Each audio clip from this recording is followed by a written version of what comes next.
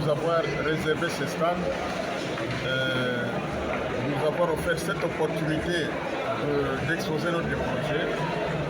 C'est un projet qui concerne la conservation communautaire des bonobos dans le territoire de Bonobo, à 300 km au nord de Kinshasa. À l'opposé, notre projet de conservation, le nôtre est parti de la base. Donc c'est un projet qui a été conçu par les communautés locales elles-mêmes, qui ont décidé de protéger les bonobos. Le bonobo qui est considéré par ces communautés comme un humain. La légende dit qu'il a habité avec les hommes, c'est parce qu'il n'arrivait pas à honorer sa dette, qu'il a préféré se réfugier en forêt pour ne pas devenir l'esclave de son fiancé. Et donc, c'est une espèce endémique à la République démocratique, c'est-à-dire on ne la trouve qu'en RDC, et en RDC, le meilleur endroit pour l'observer, c'est chez nous. Donc les communautés ont développé des projets, ce sont les communautés qui gèrent les projets et qui le remontent aux partenaires, à l'État congolais pour un soutien éventuel. Comment est-ce que vous faites pour préserver cette espèce? Nous avons commencé par la sensibilisation des communautés locales et puis nous avons habitué les bonobos à la présence humaine, ce qui fait qu'aujourd'hui vous pouvez observer ces bonobos pendant plus de 3 heures du temps. Et voilà. Et nous recevons quand même des touristes et des chercheurs qui viennent observer les bonobos, qui viennent faire des recherches sur les bonobos. Je vous informe que c'est un projet qui a bénéficié de 3 prix internationaux. Le premier en 2009, le prix Alexander Abraham d'une fondation américaine.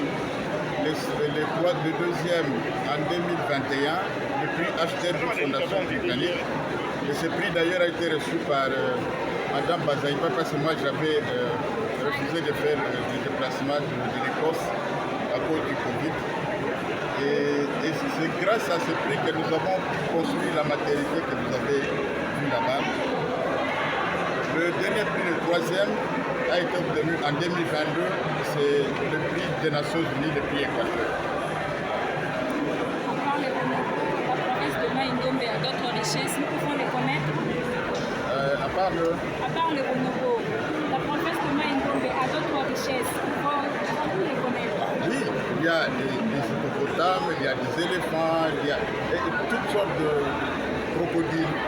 Et ajouter à cela le fait que nous avons des cours d'eau qui relient les différents chemins du territoire. Et nous avons le lac avec ses plages.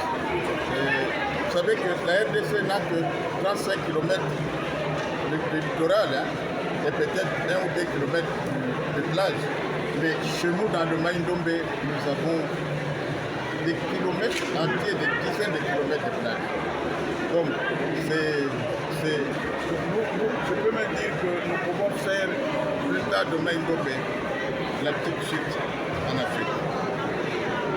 Dans le thème de cette année, de cette édition, on a associé le terme paix. Donc, que cela veut dire? C'est tout à fait normal. On ne peut pas organiser une activité comme l'écotourisme dans une ambiance d'insécurité. Et d'ailleurs, le ministre a bien fait de choisir ce thème parce que la RDC est toujours présentée à l'extérieur comme une zone rouge. Mais si on arrivait quand même à faire voir à l'extérieur que malgré les difficultés que nous avons, on peut toujours observer les bonobos, on peut toujours observer la biodiversité, les éléphants, les gorilles, les tapirs. C'est un message fort qu'on lance à l'extérieur à tous ceux qui soutiennent ces groupes armés pour qu'ils cessent de le faire afin que nous puissions développer notre pays. Parce que moi je suis de ceux qui pensent que le développement de ce pays fait partie également de la richesse qui est à la surface du sol. Je pense ici au tourisme et à l'agriculture. Votre mot de la fin? Le mot de la fin, c'est de remercier sincèrement le gouvernement et le président de la République pour avoir pensé à redynamiser le secteur du tourisme. Vous savez qu'ailleurs, il y a des pays qui ne vivent que de ça. Je prends le cas de l'Égypte, je prends le cas du l'Afrique du Sud, par exemple, l'Afrique du Sud réalise plus de 21 milliards de dollars. Et tout autour de nous, vous savez, le Kenya et consorts, ils ne vivent que de ça.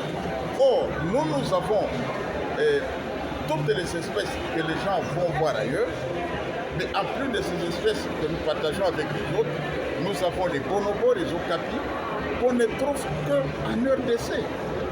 Donc, la RDC, c'est le Kenya, l'Afrique du Sud, réunit plus les bonobos, plus les okapis. C'est une opportunité énorme qu'il faut développer. Voilà.